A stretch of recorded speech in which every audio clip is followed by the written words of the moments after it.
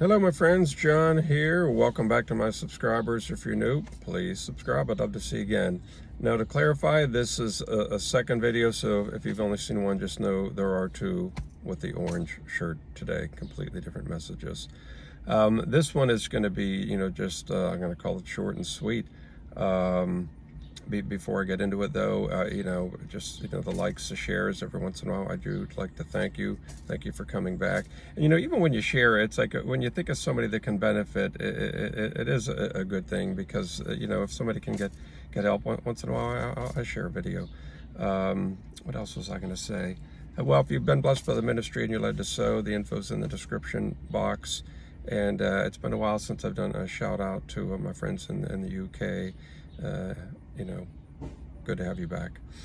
All right, so again, this is short. I just had to share this. I was watching something a couple of days ago, and the man that shared it was very, very profound. He had said that he heard someone else say it, so it's kind of down the line, but in the category, and I really want this to help someone, because you've got to hang in there, the category of waiting and just believing for that miracle. I'll probably end up, maybe if it's a slight paraphrase, but basically the man said, I would rather go all my life waiting and believing for that miracle than to stop believing one day too soon.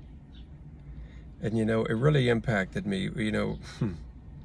Could you imagine if somebody that they're up in heaven and they're about to enter the gates, and maybe the angel or maybe Jesus is there and says, this is just an illustration, but I know you've got some questions, and imagine if somebody said, Lord, the miracle, I know you said it, but it didn't happen, and he said it was scheduled the next day, but you're through in the towel.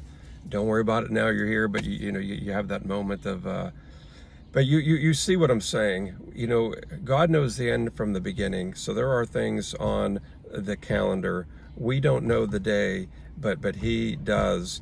And it's just so ironic, because sometimes the enemy does know things, and he will want to work extra hard to discourage us when it is that time. And it's a real victory for him when somebody does throw in the towel and stop believing.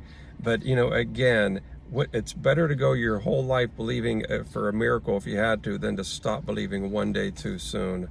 So that's it. I just encourage you, hang in there. If God said it, then he will do it, and you'll give your testimony. God bless you. Thanks. Bye-bye.